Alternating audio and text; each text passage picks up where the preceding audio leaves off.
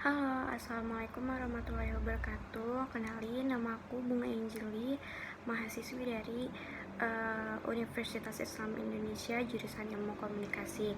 Di sini aku bakal menjelasin tentang literasi keuangan dan investasi.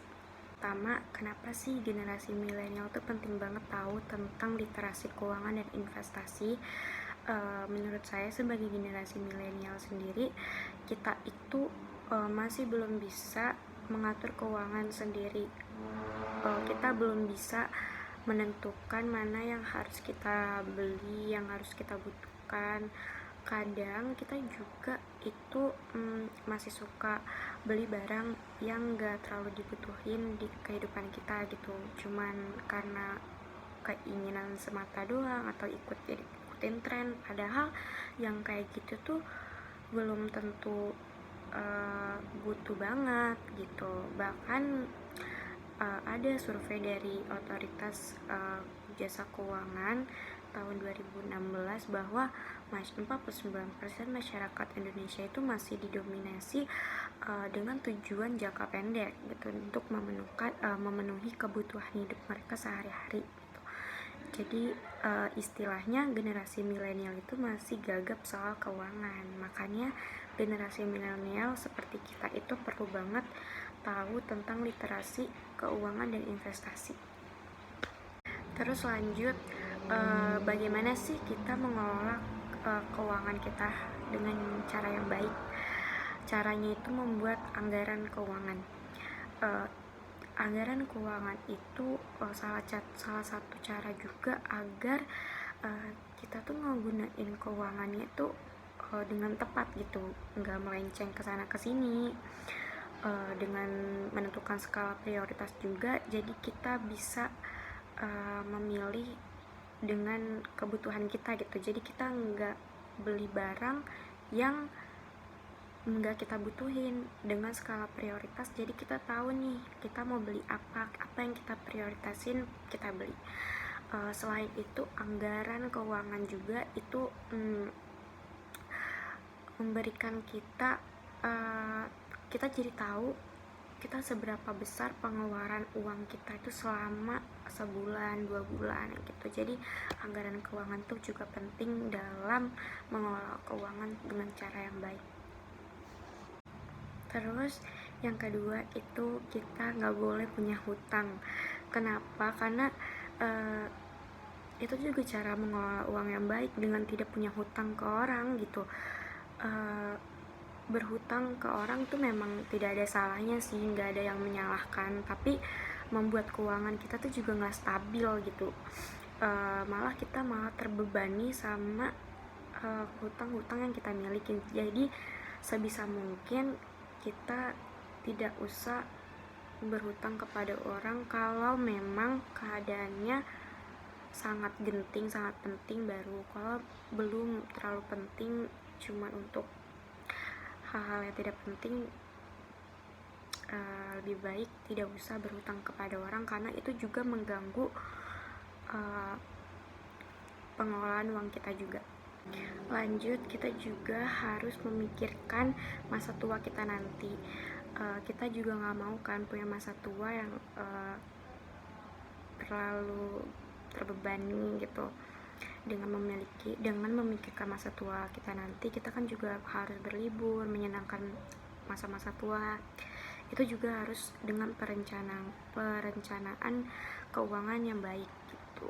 Terus kita juga perlu siapkan asuransi. Kenapa menyiapkan asuransi? Karena itu untuk jaga-jaga kalau memang nanti ada hal yang tidak diinginkan, kita punya asuransi gitu. Jadi kita juga bisa milih asuransi yang terpercaya, dan kita juga mudah gitu dalam mencairkan dana. Jadi kita harus pintar-pintar juga mencari asuransi. Lalu kita juga bisa investasikan uang kita. Di masa yang kayak gini nih, kita tuh harusnya pintar-pintar menginvestasikan uang kita gitu. Kita juga bisa menginvestasikan keuangan kita itu dengan nominal yang rendah loh. Dan selain itu juga kita bisa memilih banyak pilihan produk investasi. Terus jangan lupa simpan uang receh kalian. Kenapa? Karena dengan uang receh itu kita bisa nabung untuk kebutuhan tersier kita.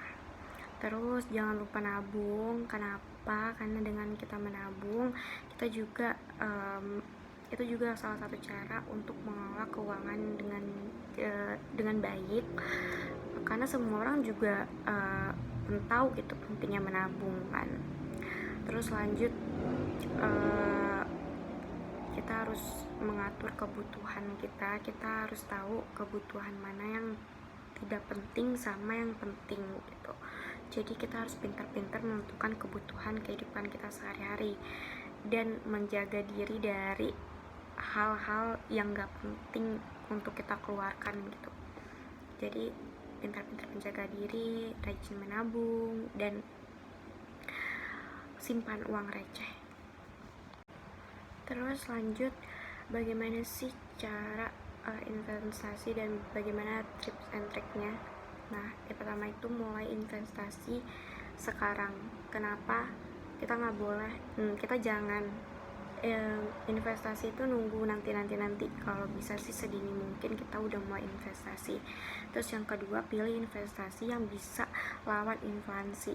Karena inflasi itu emang benar terjadi gitu, disadarin atau nggak disadari, semua kebutuhan pokok kita tuh naik. Bahkan nilai uang di tahun 2020 itu sudah jelas berbeda dengan 10 tahun yang lalu. Maka kalau misalkan kita cuma nabung di bank, kita tuh nggak bisa namanya ngelawan inflasi itu sendiri. Kita juga harus memilih investasi yang tepat, mulai dari saham, obligasi, reksadana atau yang lain-lain. Kita bisa pilih investasi yang tepat. Terus yang terakhir, mulai dengan investasi yang kecil-kecil saja gitu. Terus apa saja sih bentuk dari investasi itu sendiri, dan nanti aku bakal jelasin kekurangan dan kelebihannya ya. Yang pertama itu ada tabungan. Nah, investasi ini tuh merupakan bentuk simpanan sejumlah dana yang ditabungkan di bank gitu. Kelebihannya itu ya dapat diambil kapan aja, kita dapat ngambil uangnya tuh kapan aja dan gak memiliki resiko yang besar gitu. Kalau kekurangannya, bunga yang diberikan oleh bank itu sangat kecil gitu. Jadi banyak orang cenderung ngambil uang itu di tabungan sehingga jumlahnya akan berkurang. Terus yang kedua itu ada deposito.